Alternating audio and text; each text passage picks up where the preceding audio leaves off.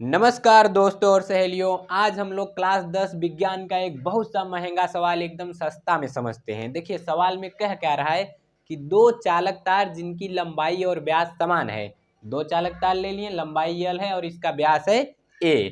कह रहा है कि इनको अगर श्रेणी क्रम में जोड़ा जाए तब ऊष्मा और समांतर क्रम में जोड़ा जाए, पार्श्व क्रम यानी समांतर क्रम में जोड़ा जाए तो ऊष्मा का अनुपात क्या होगा दोनों क्रमों में। तो चलिए, जब ये तार की लंबाई l और व्यास a है तो उस समय इसका प्रतिरोध R था। R बराबर हो गया रो l अपन a।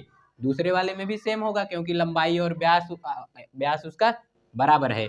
श्रेणी क्रम में अगर हम दोनों को जोड़ें तो दो प्रतिरोध हैं, तो चलिए ये श्रेणी क्रम हो गया। देखिए देखिए क्या कह रहा है कि अगर हम इनको श्रेणी क्रम में जोड़ रहे हैं तो R तुल्य अगर हम निकालते हैं, या तो कह लीजिए R इक्विवेलेंट अगर हम निकालते हैं तो ये क्या होता है R1 प्लस R2। R1 का मान R है, R2 का मान भी R है, तो R इक्विवेलेंट बराबर हो जाएगा 2R। यहाँ देखिएगा धारा दोनों प्रतिरोधों में समान रूप से प्रवाहित हो रही है। अगर इसी को श्रेणी क्रम में देखें, देखिए जब इसी को हम समांतर क्रम में देखते हैं तो इसका भी विभव है भी, धारा I है लेकिन I जाके यहाँ बढ़ जा रही है, I1 और I2, यानी यहाँ धारा असमान है, इसमें धारा समान है। देखिए ये क्यों बता रहे हैं आगे दिखाएंगे।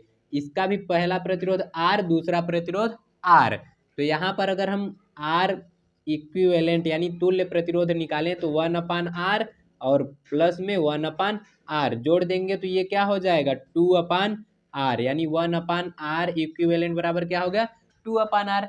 अब क्या करना है, यहाँ से अगर हम R इक्विवेलेंट का मान निकालेंगे तो ये देखिए इसका गुणा इसमें और इसका गुणा हो जाएगा इसमें, तो यानी 2 इक्विवेलेंट यहाँ R हो जाएगा। फिर जब R का मान निकालेंगे तो ये हो जाएगा R/2।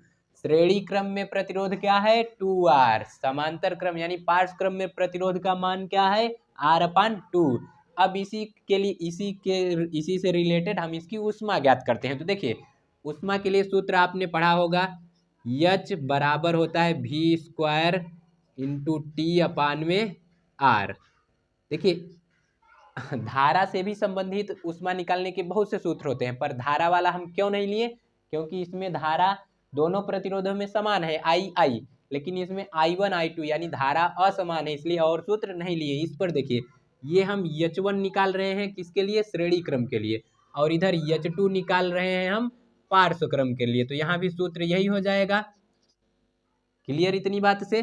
तो अब इसके लिए R का मान यानी श्रेणी क्रम में R का मान क्या है R इक्विवेलेंट यानी कि v² R इक्विवेलेंट इंटू में इधर है T, और इधर क्या है v² R इक्विवेलेंट इंटू में है T। अच्छा एक पर हम यहाँ R डैश कर ले रहे हैं, यहाँ पर हम R डैश कर ले रहे हैं। अब पूछेंगे क्यों, ताकि हमको पता चलता रहे कौन श्रेणी क्रम का है कौन समांतर क्रम का। तो हमको अनुपात निकालना है, यानी H1 में H2, H1 श्रेणी क्रम का है, H2 समांतर क्रम का है, तो क्या लिखेंगे v² इंटू टी बटे में REQ और होल बटे v² इंटू T/में R-EQ। तो यहाँ से आप क्या करेंगे, देखिए v² से v² काट दीजिए, T से T काट दीजिए, बचा क्या ऊपर क्या बचा है 1/R इक्विवेलेंट ये बचा है, और यहाँ नीचे क्या बचा है इधर भी 1/R डैश इक्विवेलेंट यही बचा है। अब इसको अगर ऊपर ले जाएंगे तो ये ऊपर चला जाएगा, इसका गुणा इसमें और इसका गुणा इसमें हो जाएगा, यानी कि H1 में H2 बराबर क्या हो जाएगा R डैश इक्विवेलेंट और बटे में R इक्विवेलेंट। तो R डैश इक्विवेलेंट का मान क्या है R/2, चलिए लिख लीजिए, यानी R/2, और फिर इसके होल बटे में R इक्विवेलेंट यानी श्रेणी क्रम का क्या मान है 2R, तो यहाँ लिख ले रहे हैं 2R। ठीक, अब इसके बटे में हम एक मान लें तो इसका गुणा इसमें और इसका गुणा इसमें हो जाएगा, यानी कुल मिला जुला कि ये क्या हो गया R बटे में 2, और इसको ऊपर ला दिए तो ये क्या हो गया 1/2R।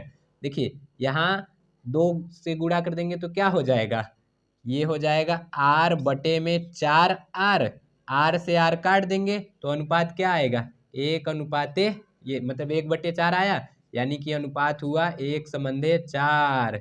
यानी समांतर क्रम में ऊष्मा का मान 4, श्रेणी क्रम में 1, तो अनुपात क्या हो जाएगा 1:4। तो ऑप्शन डी यही सही होगा। तो ऐसे ही आप और सवाल अगर चाहते हैं तो कमेंट में लिख कर भेज दीजिएगा, हम हल करके बता देंगे आपको एकदम आसान तरीके से। और चैनल का क्या करना है ये तो आपको पता ही होता होगा। तो चलिए मिलते हैं अगले वीडियो में, तब तक के लिए बाय बाय।